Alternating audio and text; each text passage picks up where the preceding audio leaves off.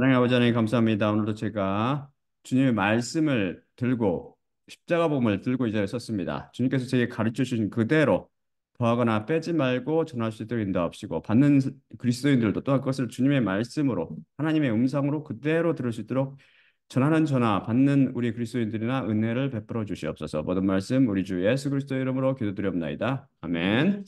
자, 그러면 첫째 슬라이드 볼까요? 첫째 슬라이드 본문 말씀입니다. 읽을 때 다 일어서 주시기 바랍니다. 두 슬라이드 되어 있습니다. 다 일어서 주세요. 요한계시록 13장 6에서 18절입니다.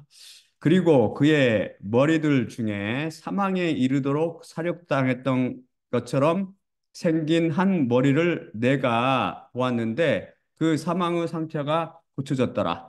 그러자 온 땅이 크게 놀라게 되어 그 짐승의 뒤를 졌고 짐승에게 권세를 준 용에게 경배하며 짐승을 경배했는데 이르기를 누가 짐승과 같으며 누가 그와 더불어 전쟁을 할 수 있으리요.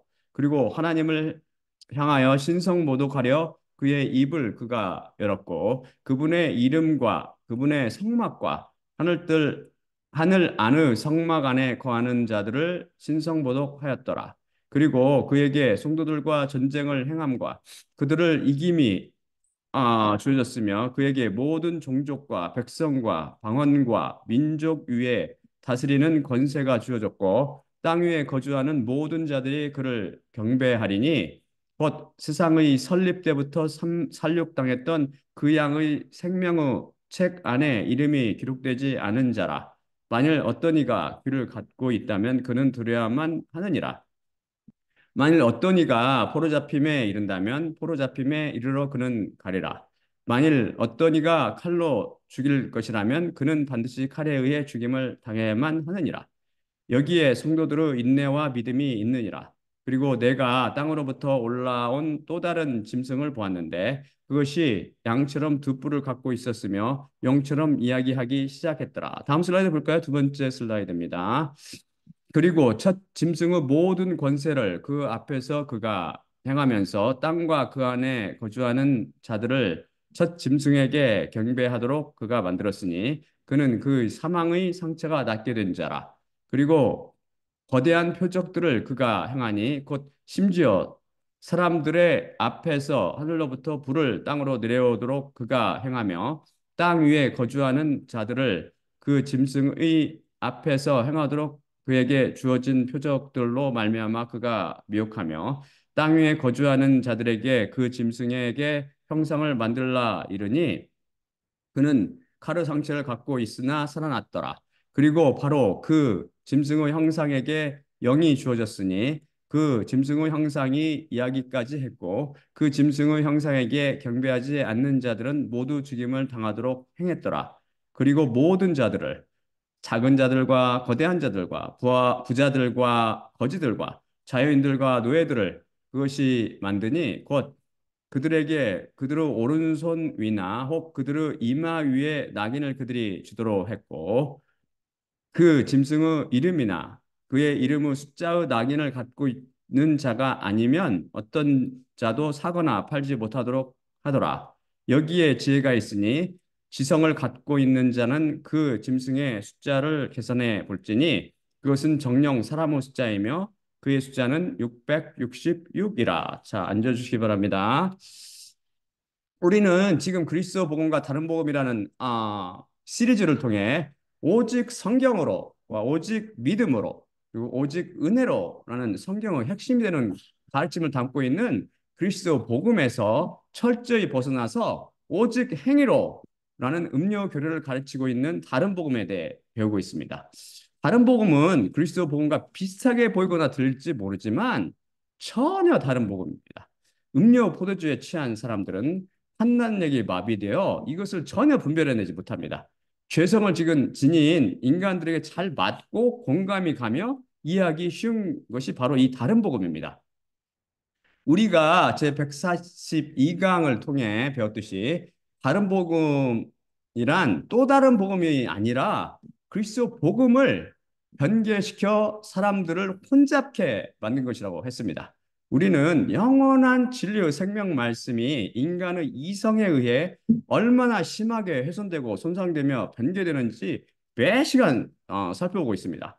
제가 일부러 이렇게 지적하는 게 그렇게 보인다, 나온다고 성경을 해석하다 보면 헬라어 철학에서 기원한 신학이라는 철학은 성령님의 조명이 아닌 자기의 모체 학문인 철학처럼 이성을 무기로 하나님의 말씀을 접근합니다.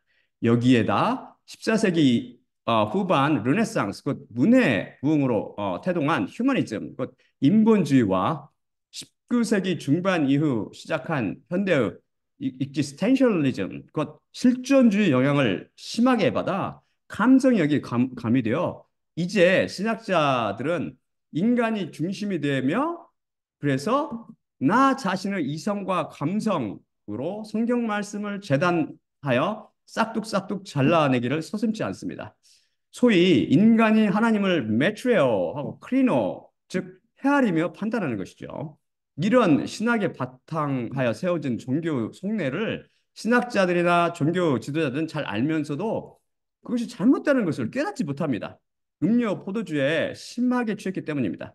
또한 자기가 성경 말씀을 칼질하며 변개시키는 행위를 하나님을 경배하는 행위라고 생각하며 자기가 가는 길이 생명길이라고 확신합니다. 다음 슬라이드 볼까요? 잠언 14장 12절, 16장 25절입니다. 남자 앞에 똑바른 길이 있으나 그것의 끝은 사망의 길들이라.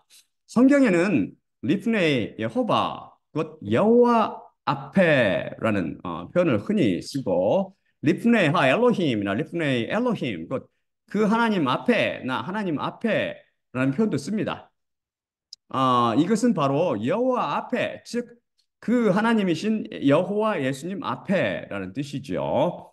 쉽게 말해서 여호와 예수님 보시기에라는 뜻입니다.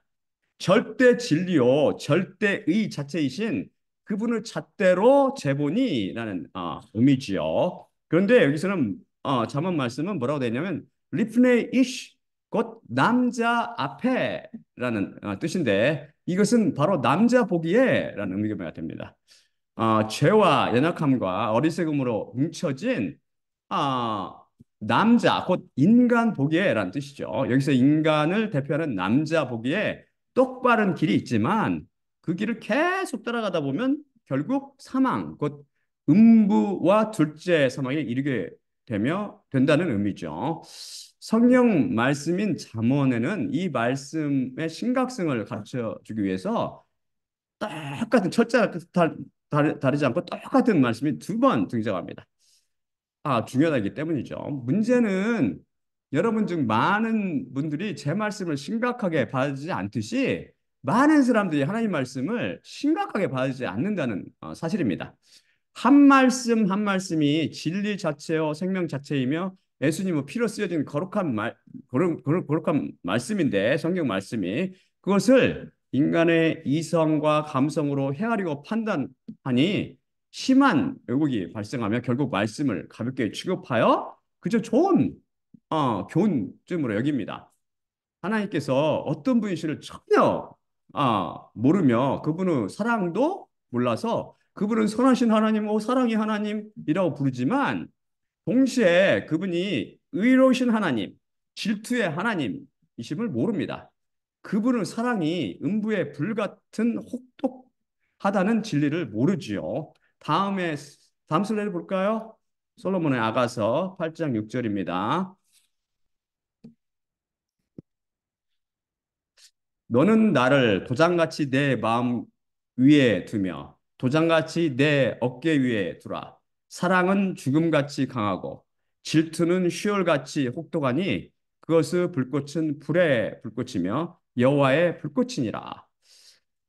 여호와 예수님의 말씀을 두려워하는 사람들을 사드락과 메삭과 아벤느고 느부갓네살 왕이 여기서 불부는 풀무불에 던져진 그 사람들이죠. 처럼 그런 사람들처럼 지킨다고 하나님 말씀 지키시는 불이시지만 불로 쫙 지키시는 하나님 불이 더 강했기 때문에 그분의 말씀을 경홀히 여기고 변개시키는 자들은 삼켜버리는 시올 곧 음부의 불꽃이시며 지옥의 지옥의 불꽃이 되신다는 진리를 모릅니다. 그러니 그들이 죽어서 하나님 심판대 앞에 서면 너희를 내가 결코 알지 못했으니 나로부터 떠나라 불법을 행하는 자들아 라는 불령을 듣게 되지요. 바른 복음을 선포하는 종교인들의 특징은 무엇보다 오직 성경으로의 핵심 가르침을 이단 세상으로 보거나 카톨릭에서 그렇죠. 요새는 아니라고 그러지만 혹은 입으로는 오직 성경으로 를 외치지만 이 핵심 가르침에 철저히 벗어나 있다는 사실입니다. 개신교죠.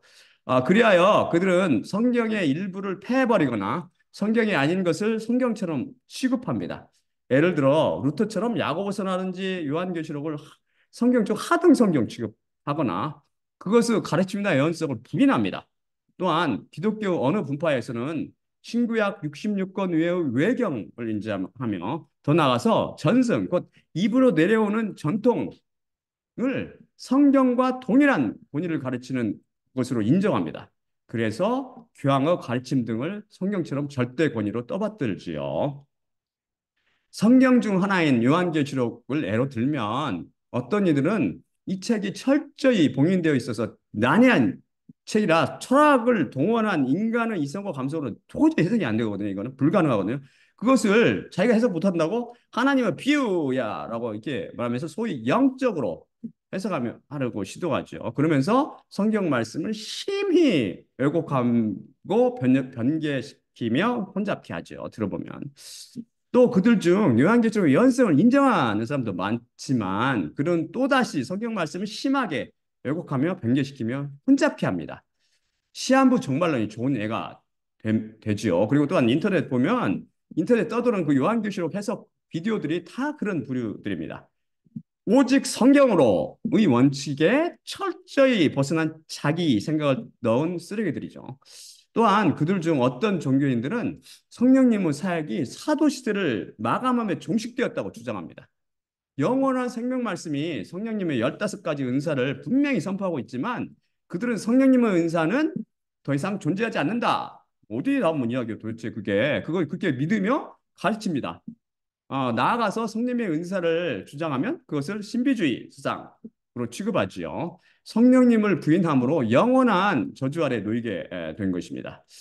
아마 제가 성령님의 은사 중 하나인 지혜의 말씀을 받았다고 증언하면 저를 이단으로 볼 것입니다. 성경에 없는 거 가르쳤다고요? 어이가 없죠. 사실 그들이 조금 이해되는 것은 많은 종교인들이 성령님의 은사를 심히 왜곡시키며 변질시켜 놓고 있기 때문입니다. 그래서 강원받은 것이 성령님을 받은 증거라고 하며 이미 제 66강에서 살펴본 성령님의 은사들을 심히 왜곡하여 해석합니다. 신비주의 누룩에 물들었기 때문이죠. 그런데 사람들은 신비한 것을 행하는 자들에게 잘 미혹됩니다. 거짓 기적들이죠. 그럼 오늘의 본문 말씀을 살펴볼까요? 여러분 들으면서 이해가 되던가요? 먼저 그럼 하나씩 살펴보겠습니다. 그럼 먼저 그리고 그의 머리들 중에 사망에 이르도록 살육당했던 것처럼 생긴 한 머리를 내가 보았는데 그의 사망의 상처가 고쳐졌더라입니다. 이것은 불법의 사람이요 멸망의 아들인 적그리스도에 대한 묘사입니다. 역사상에 그가 등장하면 성경 말씀을 통해서 그를 확인해 볼 수 있는 많은 방법들이 있습니다. 그 중 하나가 바로 이것이죠. 뭐냐면 그가 죽었다가 살아날 것이라는 역사적 사실입니다. 요한계시록에서 이 사건을 묘사할 때 요한계시록 5장 6절에 그 양이신 예수님을 묘사한 것과 같은 표현을 사용합니다. 그것이 바로 호스 에스파그메논, 즉 사륙당했던 것처럼이라는 표현입니다. 여기서는 호스 에스파그메넨이라고 했죠. 여기서 호스는 바로 비교를 나타내는 파티클이나 접속사로 쓰여서 as나 like, 곧 마찬가지나 뭐뭐 같은 혹은 뭐뭐처럼 이런 뜻을 가지며 에스파그메넨은 스파조, 그 slaughter, 살육하다라는 동사의 여성 완료 수동태 분사로 살육당했던 이란 뜻입니다. 여성 완료 수동태 분사가 쓰인 이유는 적그리스도, 곧 짐승을 묘사할 때는 그를 뿔이 열이요 머리가 일곱인 바다에서 나오는 짐승의 머리들 중 하나로 취급해서 케팔레, 즉 머리, 케팔레 액센트 있죠. 케팔레 머리라는 여성 헬라어 명사가 주어로 쓰였기 때문이죠. 이에 반해 그 양이신 예수님을 묘사할 때는 남성 취급하여서 호스 에스파그메논이라고 남성 명사가 주어인 완료 수동의 분사형으로 묘사합니다. 하지만 그건 똑같이 살육당했던 이런 뜻이죠. 다음 슬라이드 볼까요? 요한계시록 5장 6절입니다.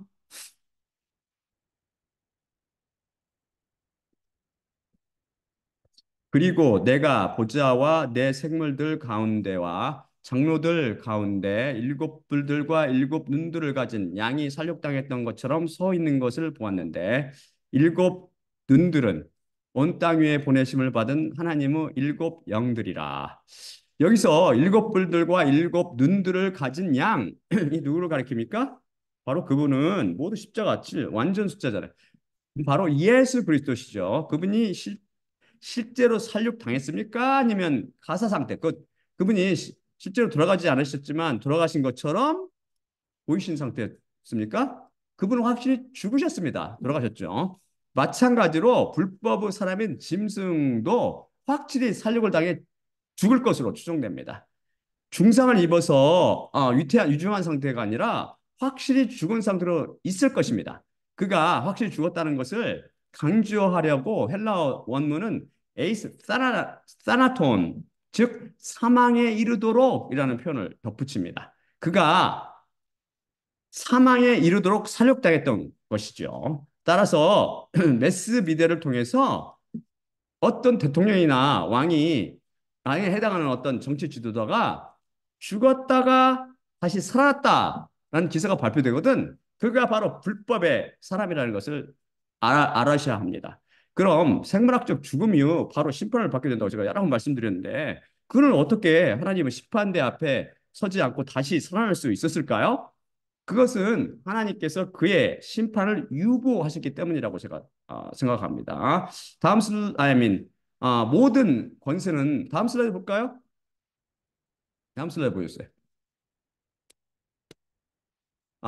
모든 권세는 다 하나님께로부터 나옵니다. 따라서 곧 사탄의 권세도 하나님으로부터 옵니다. 아, 로마서 13장 1절이요. 모든 영혼은 자기보다 위에 있는 권세들에게 복종하여야만 하리니 하나님께로부터 나지 않는 권세가 없기 때문이요. 존재하는 권세들은 하나님께 의해 위임되었기 때문이라. 다음 말씀은 누가복음 4장 56절. 그분을 모시고 올라가 그분께 거주하는 땅의 모든 왕국들을 순식간에 그가 보여줬고 마귀가 그분께 말했으니 이 모든 권세와 그것들의 영광을 당신에게 내가 주리니 왜냐하면 나에게 그것이 맡겨졌으므로 내가 원하는 자는 그 누구든 그것을 내가 주느니라. 아, 생물학적 죽음 이후 심판을 유보하신 것은 얼마 그 시간이 남지 않은 마귀에게 권세를 충분히 주어서 마귀와 그 화신인 짐승, 곧 적그리스도로 하여금 성경 말씀을 성취시키게 하실 목적으로 생각됩니다. 이 짐승이 다시 살아남으로 마귀와 짐승은 명실공히 예수 그리스도 부활을 흉내낼 수 있게 됩니다. 살아있는 사람에게 귀신이 들어가 귀신 들리듯이 이 죽은 짐승인 적그리스도에게 마귀의 영이 들어가서 그를 살렸을 것으로 추정되죠. 그래서 적그리스도는 누구냐면 바로 마귀의 화신입니다. 이 짐승은 자기가 살아난 이후 곧 마귀, 덕택이라고 마귀 사탄을 칭송할 것입니다. 죽은 자 부활을 매스 미디어를 통해 두 눈으로 그때는 두 눈으로 분명히 그 카메라 찍어서 보여줄 거예요. 전 세계 사람들한테 두 눈으로 똑똑히 본 세상 사람 죽은 것도 분명히 보여주고 뭐 완전히 의사가 진짜 이게 완전히 죽었음이라고 하고 그다음에 살아나는 것도 보여주고 그러니까 이게 사람들이 완전히 확 가버리는 거죠. 두 눈으로 똑똑히 본 세상 사람들은 어떻게 반응합니까? 그러자 온 땅이 크게 놀라게 되어 그 짐승의 뒤를 졌고 짐승에게 권세를 준 용에게 경배하며 짐승을 경배했는데 이르기를 누가 짐승과 같으며 누가 그와 더불어 전쟁을 할 수 있으리요? 라고 떠들어댑니다. 중상을 입은 사람이 살아나면 그것을 기적으로 여기며 그 사람들이 추종하겠습니까? 적그리스도가 확실히 죽었다 살아났으며 이 사건을 계기로 짐승 꼭 적그리스도는 세상에서 모든 권세를 거머쥐게 될 것으로 추정되죠. 다음 구절은 그리고 하나님을 향하여 신성모독하려 그의 입을 그가 열었고 그분의 이름과 그분의 성막과 하늘 안 성막 안에 거하는 자들을 신성모독하였더라인데요. 여기서 그러한 죽었다가 살아난 자인 적그리스도라 불리는 짐승 곧 불법의 사람이요 멸망한 아들을 일컫습니다. 불법의 사람인 적그리스도를 확인할 수 있는 두 번째 방법은 그가 하나님을 향해 신성 모독하기를 결코 주저하지 않는다는 것입니다. 그는 그분의 이름 곧 여호와 예수 그리스도와 그분의 성막인 하늘들의 왕국빛 거기에 거하는 믿음의 장로들을 모독하며 비방할 것입니다. 그러면서 자기를 하나님이라고 부르며 경배를 강요할 것입니다. 다음 슬라이드 볼까요? 데살로니가 후서 2장 1에서 5절입니다. 그러므로 형제들아 너희를 우리가 청하노니 우리의 주 예수 그리스도의 강림과 우리의 그분께 모임에 관하여 영을 통해서든 말씀을 통해서든 우리를 통한 것 같은 편지를 통해서라도 주의 날이 임박했다는 것 같은 소식에 너희가 생각으로부터 속히 흔들리거나 놀라게 되지 말라는 것이라. 누가 그 어떤 방식을 따라서도 너희를 기만하지 못하게 하리니 배교가 먼저 있고 불법의 사람, 멸망의 아들의 드러남이 오지 않으면 그런 일이 없으리니 그는 대적자여 하나님이라 불리는 모든 것들과 경배받는 것들 위에 자신을 스스로 높이는 자로 그가 하나님의 성전에 들어가 그가 하나님이라고 스스로를 전시하며 앉으리라. 아직 너희와 함께 있을 때 이것들을 너희에게 내가 이런 것을 너희가 기억하지 못하느냐. 하나님 성전에 앉아 자기가 하나님이라고 부르는 자가 바로 적그리스도죠. 여러분은 이제 짐승 곧 적그리스도가 역사상의 모습을 드러내면 누구인지 절대 헷갈리지 않을 것입니다. 죽었다 살아나고 이게 자기 성전에 앉아서 자기가 하나님이라고 하는 자 그건 끝난 거잖아요. 666 그거 알 필요도 없잖아요, 사실. 다음 구절은 그리고 그에게 성도들과 전쟁을 행함과 그들을 이김이 주어졌으며 그에게 모든 종족과 백성과 방언과 민족 위에 다스리는 권세가 주어졌고 땅 위에 거주하는 모든 자들이 그를 경배하리니 곧 쌍의 설립 때부터 설립당했던 그 양의 생명의 책 안에 이름이 기록되지 않은 자라입니다. 여기서 성도들과 전쟁을 행함과 그들을 이김이 주어졌다고 했는데 이 성도들과 전쟁은 언제 일어났을까요? 이것의 비밀에 대해서는 다음 시간에 자세히 살펴보도록 하겠습니다. 이것 또한 성령님의 조명 없이는 해석이 절대 불가능하죠. 제가 장담해요. 종교인들 아무도 몰라 이거. 사도들과 제가 교만해서 그런 게 아니라요. 저는 하나님의 말씀, 성경의 조명으로 이 말씀을 보기 때문에 제가 뭡니까? 저는 아무것도 아니에요. 저는 성령님께서 쫙 떠나가시면 저는 아무것도 아니라고요. 저는. 하지만 그분이 절대 저를 버리시고 떠나시지도 않고 버리지 않는 분이시죠. 성도들과의 전쟁에서 곧 짐승의 정부가 승리를 거둔 이후 그리스도인들이 학수고대하는 몸의 구석인 구원과 은혜의 완성인 휴거가 일어날 것으로 추정됩니다. 성경의 그 시계를 쫙 따라가 보면 이것이 성경 속에 숨어 있는 시계의 바늘이 정확히 가리키는 바죠. 마귀에게 권세를 받은 짐승은 이 사건 이후 온 세상과 그 안에 사는 모든 종족과 백성과 방언과 민족 위에 다스리게 될 것이니 즉 땅에 거주하는 모든 자들이 그를 경배하게 될 것입니다. 생각해 보십시오. 예수님께서 부활하셨다고 종교인들을 비롯한 세상 사람들이 들어 알고 있었지만 그것을 어떻게 믿냐? 내 눈으로 봤어? 라고 속이는 그 마귀에게 기만당해서 음료 포도주를 마시고 거나하게 취한 종교인들과 세상 사람들은 짐승의 부활을 메시비를 통해서 확실히 눈으로 직접 확인할 것입니다. 거기서 한 걸음 더 나아가 짐승이 성도들을 참패시키거든. 참패 다 죽여버리거든. 그것을 목도하게 될 것입니다. 그러니 마귀의 영에 미혹당한 종교인들과 땅에 거주하는 모든 자들이 와, 이자가 하나님보다 더 세네 하며 짐승에게 경배하고 마귀에게 경배하게 될 것입니다. 구체적으로 누가 이 땅 위에 거주하는 모든 자들에 끼게 됩니까? 그것은 요한계시록 13장 8절이 밝히 증언하듯 바로 세상의 설립 때부터 설육당했던 그 양의 생명의 책 안에 이름이 기록되지 않은 차입니다. 이 소유격 구절을 모든 한국 성경들이 오역했고 영역본은 킹제임스 버전을 비롯한 한 반절 정도만 제대로 번역했습니다. 그 나머지는 다 오역했죠. 문제의 구절은 세상의 설립 때부터 설립당했던 그 양이란 말씀인데 이 귀중한 말씀을 종교인들이 테러하지 않고 메트로하고 크리노하는 변개시키고 혼잡게 해버렸죠. 이성과 감성에 의해서 이해가 되지 않기 때문이죠. 그 양이신 예수님께서 세상의 설립 때부터 설립당했다고? 말도 안 되는 소리. 창세 때는 이미 예수님께서 오시기 전이잖아. 라고 이성을 동원해서 논리적으로 생각한 것입니다.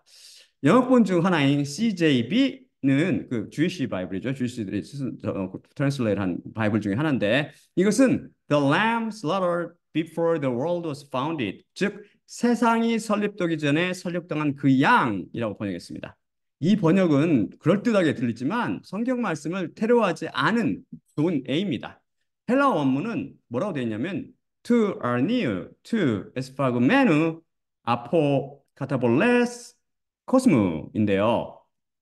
이거 제일 앞으로 그 to는 정관사 소유격이고 arneu는 양이란 말의 소유격이고 그 다음은 to는 정관사 소유격이고 다음은 에스파르게무, 에스파그메누는 앞에서 배웠다시피 살육당했던 이란 의미의 남성 현재 분사 소유격입니다. 예수님 가리키는 거죠. 다음은 아포는 preposition to indicate the point from which something begins, whether literal or figuratively 문자적이든 비유적이든 무언가가 시작되는 시점을 나타내는 전치사입니다. 다음은 카타볼레스는 foundation, 즉 설립이라는 단어의 소격입니다. 마지막이 코스모스는 여러분이 잘 아는 그 코스모스, 세상이라는 단어 그 소격이죠. 그래서 이것을 축자적으로 번역하면 영어로는 of the lamb slain before, I mean, slain from the foundation of the world. 그리고 한글로 하면 제가 했듯이 번역했듯이 세상의 설립 때부터 살육당했던 그 양의라는 뜻이 됩니다. 예수님께서 세상을 설립 때, 창조 때, 곧 설립 때라는 건 창조 때를 말하는 거예요. 천지 창조 때, 곧 창조 때부터 살육 당하셨다고요? 이해됩니까? 하나님께서 천지 창조하실 때 그 양이신 예수님께서 십자가 위에서 살육당했나요? 우리는 제 81강 종이를 입으신 하나님 편을 통해서 살펴보면서 성경 말씀이 바로 하나님이시며 따라서 하나님은 창세 이전에 계신 분이시니 성경 말씀도 이미 창세 이전에 기록되었다고 배웠습니다. 마태복음 5장 17절에서 예수님께서 그분께서 오신 것은 율법을 폐하러 오신 것이 아니라 율법을 채우러 오셨다고 말씀하십니다. 제가 채우러라고 번역한 그 헬라어 동사 원형은 플레로어로서 to make full이나 to fill 혹은 to fulfill 그 뜻으로 원어적 의미는 채우다입니다.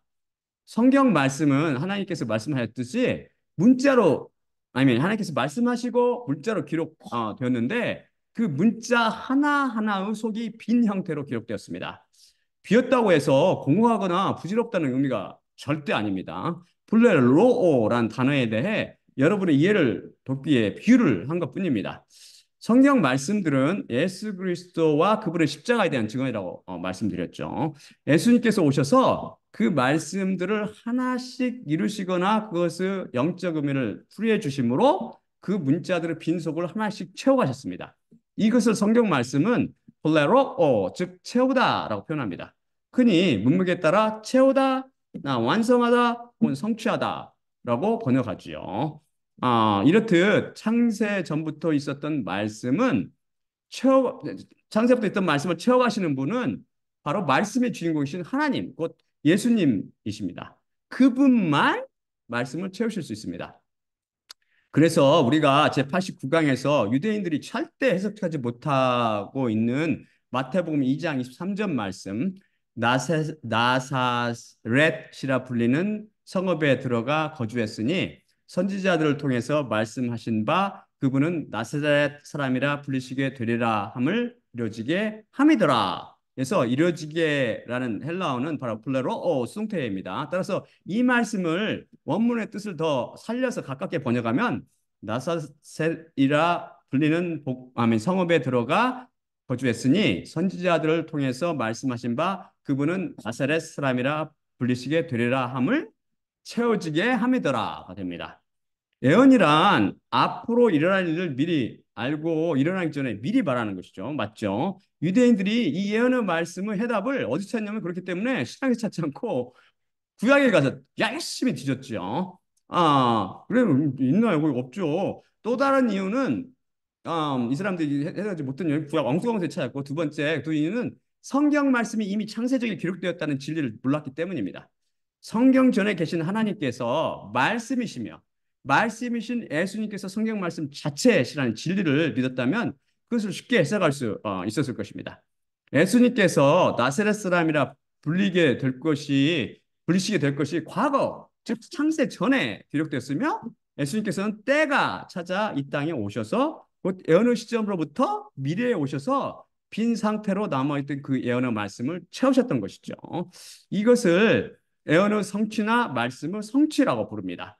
그래서 예언서들 중 상당 부분과 요한계시록 지금 우리가 배우고 있는 요한계시록 말씀을 비롯한 많은 성경 말씀이 지금 속이 빈 상태로 문자로 기록되어 있습니다.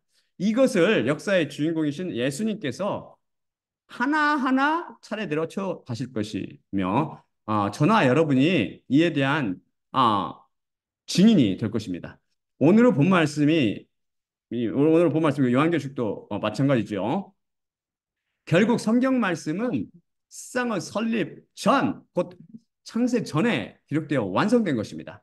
예수님께서 그 양으로 십자가 위에서 살육당하셨던 사건도 당연히 시간을 초월하여 창세 전에 완성되었고 기록되었습니다. 창조, 곧 세상의 설립 이후 하나님의 시간이 되자 하나님께서 이 땅에 오셔서 십자가 위에서 살육당하심으로 세상의 설립 때부터 살육당했던 그 양이라는 비어있던 말씀을 채우셨던 것입니다. 이해 가시죠? 또한 우리는 성삼위일체 하나님께서 예수님의 피로 쓰여진 말씀이라 자체라고 배웠습니다. 예수 그리스도께서는 시간을 초월하여 살육당하셨으며 그분이 흘린 피로 쓰여진 성령 말씀도 시간을 초월하여 여호와 예수 그리스도로 존재하고 계셨던 것입니다. 이 얼마나 놀라운 비밀입니까? 이제 여러분은 십자가 사건이 시간을 초월한다는 진리가 이해됩니까? 이 놀라운 비밀을 성령님의 계시 없이는 누가 깨달을 수 있겠습니까? 그럼 CJB처럼 세상이 설립되기 전에 설립당한 그 양이라고 하면 왜 안 될까요? 그것은 이미 배웠듯이 헬라 원문이 뭐뭐 때부터라는 뜻을 갖는 전치사 아포로 되어 있기 때문입니다. 그럼 왜 요한계시록은 굳이 이 단어 아포를 써서 설립 때부터라고 말씀하나요? 여호와 예수 그리스도는 시간을 초월하여 언제든 살아계신 하나님이십니다. 그분의 말씀도 마찬가지죠. 설립 전이라고 하면서 시간의 개념이 들어간 단어를 써서 시간을 초월하는 어떤 것을 표현하면 틀립니다. 그분은 시간을 초월해서 시간으로 표현할 수 없는 상태로 존재하고 계시기 때문이지요. 십자가 사건, 즉 그 양을 살육했던 그 십자가 사건도 시간을 초월해서 존재하고 있습니다. 그분이 세상을 설립하시는 순간, 즉 천지창조하시는 순간 시간을 만드셨습니다. 시간을 초월해서 존재하던 십자가 사건이 시간 속으로 들어온 것은 그래서 바로 시간이 만들어진 순간, 즉 세상의 설립 때부터입니다. 그래서 성경 말씀은 정말 놀랍게도 정확히 세상의 설립 때부터 설립당했던 그 양이라고 증언하고 있습니다. 성경 말씀은 정확 무도함이 그저 소스라치게 놀랍지 않습니까? 정말 놀랍잖아요. 단지 저는 여러분의 이해를 돕기 위해 성경 말씀이 기록된 것을 세상 설립 이전이라고 시간의 개념을 빌려 시간을 초월하는 말씀의 기록을 설명드렸죠. 우리는 인간들이라 서로 그렇게 이게 서로 대화가 되잖아요. 이게 엄격히 말씀드리면 제 표현도 틀립니다. 시간을 초월하는 것을 시간의 개념을 나타내는 이전이라는 표현을 썼기 때문이죠. 이해되시나요? 이해되시면 다시 한번 자세히 들어보세요. 그것을 종교인들은 전혀 깨닫지 못하지요. 종교인들은 모두 세상 사람들과 함께 이 짐승에게 경배하게 될 것입니다. 왜냐고요? 성경 말씀이 뭐라고 하냐면 땅 위에 거주하는 모든 자들이 그를 경배하리니 곧 세상의 설립 때부터 설립당했던 그 양의 생명의 책 안에 이름이 기록되지 않은 자라고 증언하고 있기 때문입니다. 그 양의 생명의 책에는 오직 예수 그리스도 피에 담가져 있는 말씀을 그 안에 가진 자들만 기록되어 있을 것입니다. 이 피에 담가져 있는 말씀을 오직 십자가 복음을 통해서만 오며 참 믿음과 은혜를 그리스도인들에게 가져다 줍니다. 예수님은 피에 담가져 있는 말씀을 가져오지 못하게 하는 다른 복음을 당장 버리십시오. 만일 어떤 이가 귀를 갖고 있다면 그는 들어야만 하느니라고 요한계시록에서 성령님께서 경고하고 계십니다. 그럼 다음에 만일 어떤 이가 포로 잡힘에 이른다면 포로 잡힘에 이르러 그는 가리라. 만일 어떤 이가 칼로 죽일 것이라면 그는 반드시 칼에 의해 죽임을 당해야만 하느니라. 여기에 성도들의 인내와 믿음이 있느니라가 무슨 뜻일까요? 짐승 곧 마귀의 화신 적그리스도와 마귀를 경배하는 아멘 그 마귀의 화신 적그리스도와 마귀를 경배하기를 거부하는 그리스도인들 곧 성도들을 아, 그 예수님의 이름을 위해서 그렇게 한 거죠. 그들은 어떻게 할 것이냐면 표로로 잡거나 칼에 죽여버릴 것입니다. 여기에 목을 벤다고 나와 있죠. 성경을 보면. 따라서 여기서 성도들은 휴거 이후에 이 사람들은 누구냐면은 성도 이후. 그러니까 지금 제가 십자가 복음을 선포할 때는 그냥 건성으로 듣다가 그 일이 진짜로 일어나니까 그때 이제 하나님께 회개하고 하나님께서 그 은혜를 주셔서 여기서 이 성도들은 휴거 이후에 늦은 비, 곧 성령님의 은혜로 이 땅에 남아 구원받은 그리스도인들을 말합니다. 그때 에베소 4장 8절 말씀 그러므로 그것이 이르기를 높은 곳으로 올라가셨을 때 포로 잡힌 자들을 그분께서 포로 잡으셨고 사람들에게 선물들을 그분께서 주셨도다를 기억하십시오. 이 말씀을 또한 여러분을 칼로 죽인 자는 반드시 죽임을 당해서 음부에 던져진다는 그 말씀을 잊지 마시기 바랍니다. 그러면서 몸은 죽여도 몸과 영혼을 죽이지 못하는 자를 두려워하지 말고 몸과 영혼을 지옥불로 멸할 수 있는 그분을 두려워하기 바랍니다. 이 땅에 남겨진 여러분은 짐승과 마귀를 두려워하지 말고 인내와 믿음으로 곧 영생을 소망하며 예수님께 맡기기 바랍니다. 그게 참 믿음과 참 소망이죠. 참 소망과 참 믿음이죠. 그리고 내가 땅으로부터 올라온 또 다른 짐승을 보았는데 그것이 양처럼 두 뿔을 갖고 있었으며 용처럼 이야기하기 시작했더라고 말씀이 증언하는데 이 짐승은 요한계시록 19장 20절에 따르면 거짓 예언자 를 가리키죠. 그는 거대한 표적을 행하여 사람들을 미혹할 것입니다. 그래서 사람들을 미혹하여 짐승 곧 불법의 사람인 그 적그리스도에게 경배하게 할 것입니다. 거짓 예언자가 행하는 기적이 정말 놀랍고 신비해서 그 양의 생명체 기록되지 않은 사람들은 다 미혹되어 그 짐승에 경배할 것입니다. 여기에 다른 복음을 전하는 종교 지도자들과 종교인들이 다 포함될 것입니다. 그들은 모두 독사 독액이 담긴 그 음료 포도주에 취해서 분별력을 잃었기 때문입니다. 그들은 요한계시록에 담긴 그 예언성을 전면 부인하고 요한계시록 예언성을 인정하는 사람들은 이단으로 규정하지요. 문제는 종교인들이 철학을 통해 요한계시록 비밀을 분류하며 다른 복음을 전하는 데 있습니다. 예언성을 인정하는 종교인들도 성경 말씀을 왜곡시키고 변절시키는 기는 마찬가지죠. 이 두 종류 종교인들이 모두 자기가 옳다고 주장하며 사람들을 미혹시키고 있습니다. 안타깝게도 그들을 받을 삭은 영원한 불못이죠. 여기 요한계시록 13장 14절의 형상, 곧 에이콘이라는 단어를 영어 성경들은 이미지라고 제대로 번역했는데 반해 모든 한글 번역 성경들이 우상이라고 엉뚱하게 번역했어요. 이거 우상이란 말이 아니에요. 이거는 그 헬라 원어는 얘한테 이게 경배하는 게 우상 숭배일지도 모르지만 그 단어가 아니라고요. 에이콘이라는 것은 무슨 말이냐면 that which represents something else in terms of basic form and features로 기본 형태나 특징의 측면에서 다른 어떤 것을 대표하는 것, 근데 간단히 form이나 appearance로 형상이나 모습으로 번역할 수 있습니다. 이것은 원래 an object shaped to resemble the form or appearance of something 이란 뜻에서 나오는데 어떤 것의 모양이나 모습으로 주조한 사물이란 뜻입니다. 그게 무엇이죠? 그게 바로 동상이나 초상화죠. 동상이 더 가깝겠죠. 제가 추측하건대 거짓 예언자는 적그리스도 동상을 세우라고 할 것입니다. 김일성의 동상을 세우라고 했듯이 적그리스도 동상을 세워 그것에 경배하라고 할 것입니다. 사람들은 그의 놀랍고 기이한 표적에 미혹되어 그의 말을 믿고 그 불법의 사람의 동상에 절하며 경배하게 될 것입니다. 이미 짐승 곧 적그리스도는 마귀의 영에 의한 부활로 세상 사람들의 마음을 이미 사로잡고 미혹시키지 않았습니까? 그러니까 홀딱 다 넘어가는 거죠.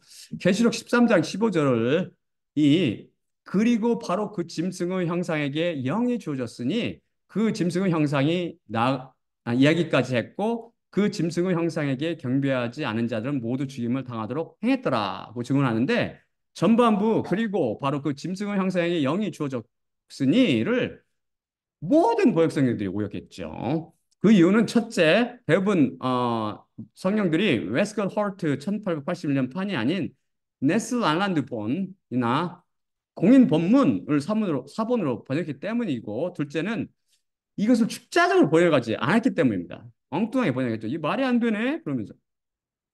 그 짐승의 형상, 곧 적그리스도 동상에 영이 주어졌습니다. 이 영을 준 건 누구일까요? 바로 살육당했던 적그리스도를 살린 마귀의 영입니다. 동상에 악한 영이 들어가니 그 짐승 동상이 이야기를 합니다. 정말 놀라서 깜짝 자빠질 지경 아닙니까? 이것은 소위 AI, 곧 인공지능에 의한 컴퓨터 조작이 아닙니다. 이것을 성경은 분명히 뭐라고 하냐면 분유마, 곧 영이라고 증언합니다. 휴거 이후 이 땅에 남겨지게 될 사람이 모두 목격하게 될 사실이죠. 그러나 피에 담겨져 있는 예수 그리스도 말씀을 가지지 않는 모든 자가 미혹되어 그것을 경배하는 것은 어쩌면 당연한 일일 것입니다. 그때는 극심한 미혹이 있을 것입니다. 마귀 영이 온 세상을 장악할 것이기 때문입니다. 이 마귀 영은 마귀 사탄의 화신인 적그리스도의 동상에 경배하지 않은 모든 사람들을 적그리스도 정부에서 넘겨주어 다 목을 베어 죽이게 만들 것입니다. 다음, 그리고 모든 자들을 작은 자들과 거대한 자들과 부자들과 거지들과 자유인들과 노예들을 그것이 만드니 곧 그들에게 그들의 오른손 위나 혹 그들의 이마 위에 낙인을 그들이 주도록 했고 그 짐승의 이름이나 그의 이름의 숫자의 낙인을 갖고 있지 않은 자가 아니면 어떤 자도 사거나 팔지 못하도록 하더라고 계속해서 말씀이 증언합니다. 엄청나게 잘못 이해되는 그 구절이죠. 짐승은 권세 아래 살 때 왜 신앙을 지키기가 힘들까요? 그것은 짐승이 죽었다가 살아나는 기상천외한 일이 벌어졌고, 첫째. 둘째, 거짓 예언자를 통해서 커다란 미혹, 엄청난 기적을 베풀면서, 그럴 거고, 그리고 또한 전대미문의 짐승과 마귀 숭배를 어, 당할 것이기 때문이며, 짐승은 곧 용어 낙인 없이는 물건을 매매하거나 매매를 제한할 것이고 이에 반항하는 사람들은 가차없이 그냥 목을 잘라 죽여버려서 사람들의 그 목숨을 초파리처럼 이 사람들이 여길 것이라고요. 그때쯤에는 환란과 재앙으로 인류 인구가 크게 줄어있을 것이라고 제가 그때 언젠가 설교해 드렸죠. 남은 인류를 철저히 통제하는 강력한 짐승의 정부가 정권을 장악 것이기 때문이죠. 그런 이유로 이때 살아남아서 저가기는 쉬운 게 아니죠. 성령님은 도움이 있어야 된다. 항상. 우리는 제43강에서 이 영의 낙인 곧 짐승의 표를 받으면 저주받고 지옥불로 던져질 거라고 배웠죠. 다시 한번 들어보세요. 그럼 도대체 이 영의 낙인이 무엇일까요? 어떤 이들은 이것을 very cheap, verification chip이라고 주장합니다. very cheap은 상업적으로 생산된 그 피부에 이식하는 마이크로 칩이죠. 그것은 식별 장치로 일종의 무선 마이크로 코드 또는 인식표 역할을 하도록 설계되었습니다. 쌀알 만한 그레인 크기로 very chip은 Radio Frequency Identification (RFID)라고 불리는데 일종의 신분 확인용 마이크로칩으로 일반적으로 어디냐면 이 엄지 손가락 위에 피부, 엄지 손가락은 피부 아래 외과적으로 이식된다고 합니다. 이쪽이나 이쪽이나 오른쪽이 아니에요. 왼쪽 하는 것도 제가 봤고 사진 이마에는 박지 않죠. 이거는 그렇게 개나 고양이 등 동물들이라든지 치매 노인들에는 이미 이식했고 다가 아니고 일부는 현재 한 5만 명 정도가 사람들에게 이식되었답니다. 제가 찾아본 구글에 본 바에 따르면 지금 계속 드러나고 있겠죠. 용도는 의료 환자 식별, 물리적 접근 통제, 비접촉 매매 지불, 납치 피해자 추적 등이 포함됩니다. 이게 있으면 신용카드나 은행, 현금카드 물론 운전면허증이나 다른 신분증이 전혀 필요 없게 됩니다. 인간을 철저히 추적하고 통제 및 관리할 수 있게 되어 있게 되며 테러 분자라든지 범죄인들을 쉽게 찾아낼 수 있을 것입니다. 이것은 오른손이 아니라 왼손에 말씀드린 것 같이 또한 이마에도 이게 이마에는 제가 오른손이나 왼손에 이렇게 하죠. 쉽게 말해서 이 베르칩은 성경 말씀이 말하는 그런 짐승의 곧 용어 낙인이 아니라는 말씀이죠. 성경 말씀을 절대 틀리지 않는다고, 절대 변기함이 없고 절대 단 하나의 잘못도 없기 때문에 오류도 없기 때문에 제가 낙인이라고 번역한 헬라어는 카라그마인데요. 이것은 무슨 뜻이냐면 a mark that is engraved로 새겨진 표식이라는 뜻입니다. 카라그마를 성경에서 제가 쫙 분석해 보니까 이게 찾아보니까 프로그램을 통해서 제가 가진 성경 프로그램을 찾아보니까 총 8회 등장하는데 사도행전 17장 29절 빼고는 전부 짐승의 표, 곧 용의 낙인을 의미하고 요한계시록에만 등장합니다. 사도행전에서는 새겨진 우상이라는 의미로 쓰입니다. 하나님께서는 은이나 금 혹은 돌 모양을 또 아니면 돌들의 모양을 새겨 넣어주는 그런 우상이 아니라고 사도 바울이 아테네에서 전도하며 선포했을 때 바로 이 단어를 카라그마라는 단어를 썼습니다. 여러분 혹시 신상을 새겨 넣은 그리스나 로마 그 고대 돌이나 나무, 금속들을 보셨나요? 그것이 바로 카라그마입니다. 누구나 눈으로 확인해 볼 수 있습니다. 베리칩은 오직 엑스레이로만 확인 가능하지만 카라그마는 새겨진 표식으로 눈으로 확인해 볼 수 있습니다. 옛날 소나 말 등에 낙인을 꽉 찍잖아요. 자기 말 찍어서 자기 소유를 표시했는데 바로 그것이 또한 카라그마입니다. 그래서 제가 낙인이라고 번역한 것이죠. 이것은 원어적 의미를 제가 TDNT라는 그 원어 etymology dictionary 그러니까 원어 어원 사전을 찾아보니까 뭐라고 되냐면 the bite of a snake 곧 뱀에게 물린 상처라고 되어 있더군요. 놀랍지 않습니까?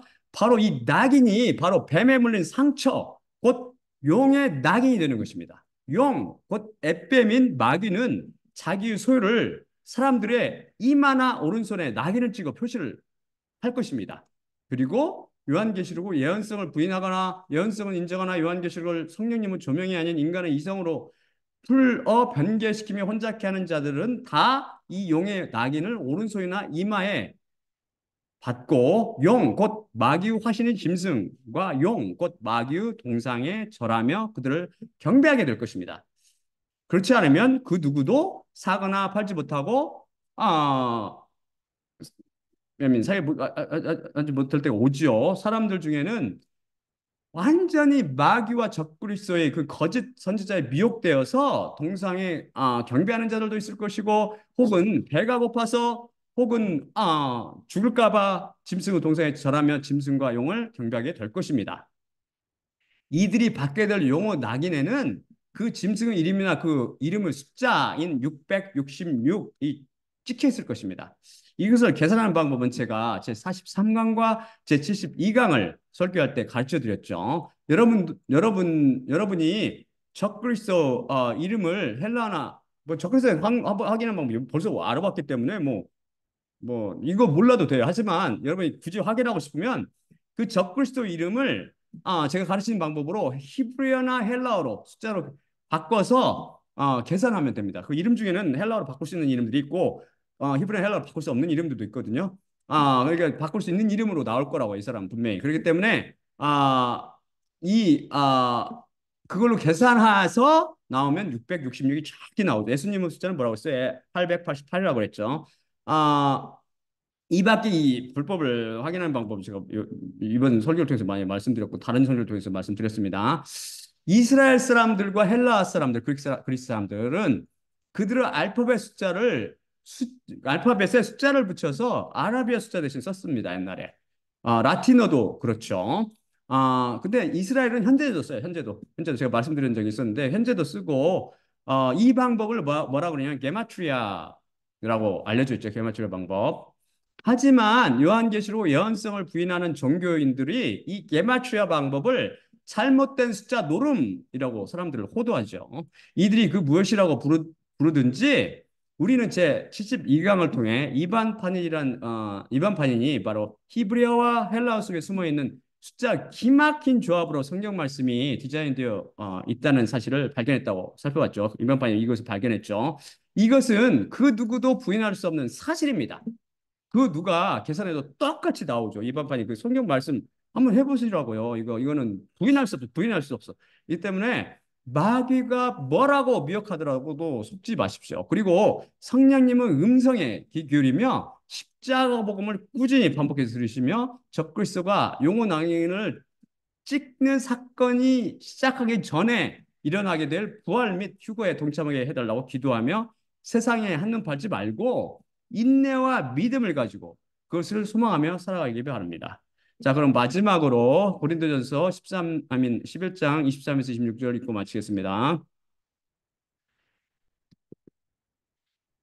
내가 너희에게 전한 것은 주님께 받은 것이니 곧 주 예수님께서 잡히시던 밤에 떡을 취하시고 감사하신 후 떼어 이르시되 이것은 너희를 위하는 내 몸이니 이것을 행하여 나를 기억하라 하시니라. 식후에 또한 그와 같이 잔을 취하시고 이르시되 이 잔은 내 피로 세운 새 언약이니 이것을 행하여 마실 때마다 나를 기억하라 하시니라. 그러므로 너희가 이 떡을 먹으며 이 잔을 마실 때마다 주님의 죽으심을 그분이 오실 때까지 전팔지니라. 예수님의 살과 몸과 피로 상징되는 떡을 먹으며 잔을 마실 때마다 십자가를 통해 하나님의 백성을 마귀와 짐승으로부터 보호해 주시고 계시는 예수님만 바라봅시다.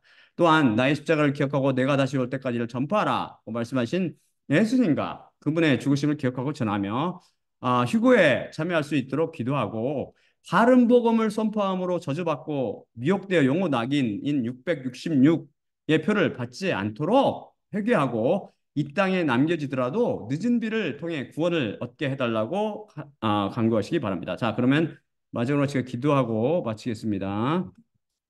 음,